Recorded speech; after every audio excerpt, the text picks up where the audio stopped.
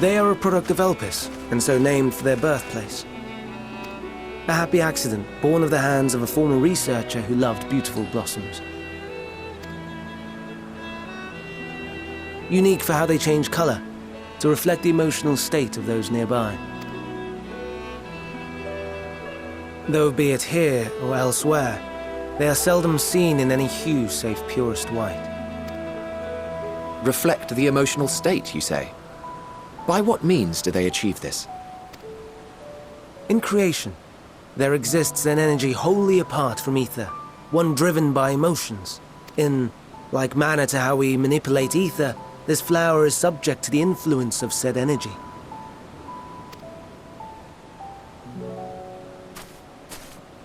While it has no will of its own, it is sensitive to the prevailing emotion in the vicinity, and reacts by altering its color and vibrancy.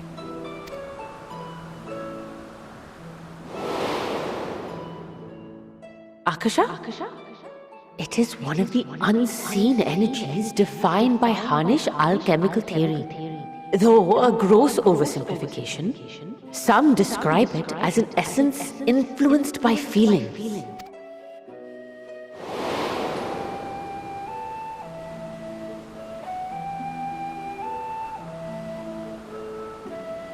Akasha. Though I'm not familiar with the term, your description suggests it is the self-same energy.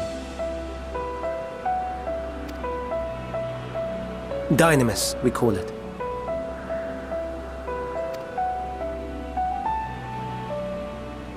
And those entities like the Elpis flower that have the ability to interact with this energy, converting emotions into tangible phenomena,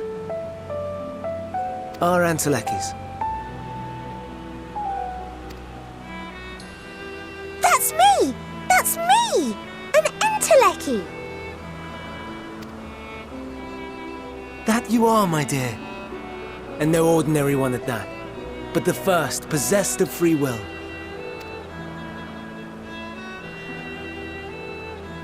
Wait! A form of energy other than ether? Dynamis? I've never heard of such a thing.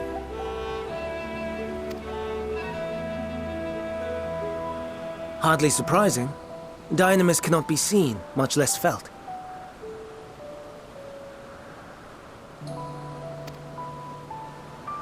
And though its existence has long been theorized, we had no proof until the flower's serendipitous creation. What's more, Dynamis is far weaker than ether. Under normal circumstances, its effects are drowned out by the latter, on account of which, beings comprised of and reliant upon the ether, like you and I, are unable to make practical use of Dynamis. 'Tis a truly esoteric thing, known to but a select few scholars. Intriguing. Then, given the limitations you described, why create Meteon?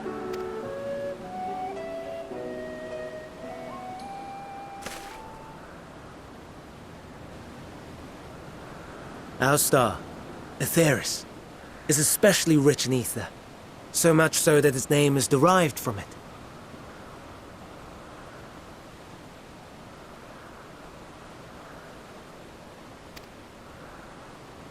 However, when we consider all energy in existence here and in the vast space beyond, Dynamis may account for as much as 68.3%.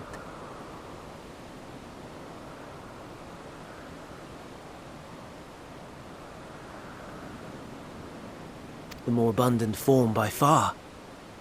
Were we able to control it, we could open the door to limitless possibilities. 'Tis not unlike a gently flowing stream, unable to break through the dam of ether barring its path. But if we could imbue the stream with the vigor of a raging river...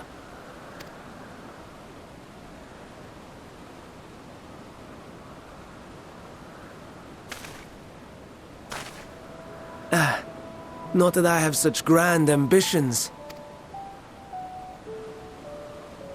Nay. I merely wish to create a being that could traverse the great expanse.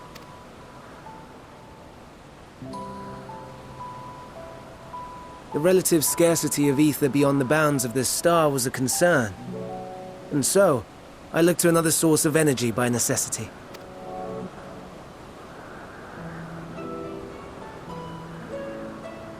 That being Dynamis. No wonder her ether is so thin. Precisely. Yours is thin too. Like an entelechy. Like me. So, are we the same? Entelechies.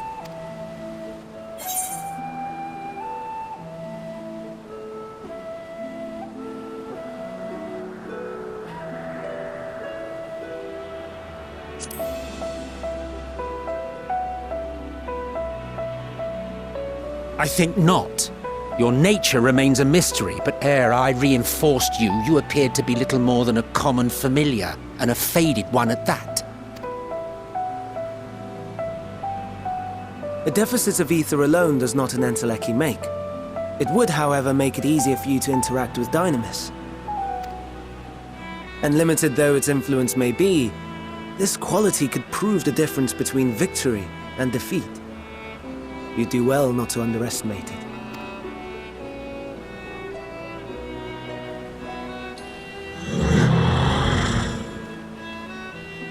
Oh dear, I'd forgotten about the poor fellow. You must excuse me a moment while I go and verify a few more things.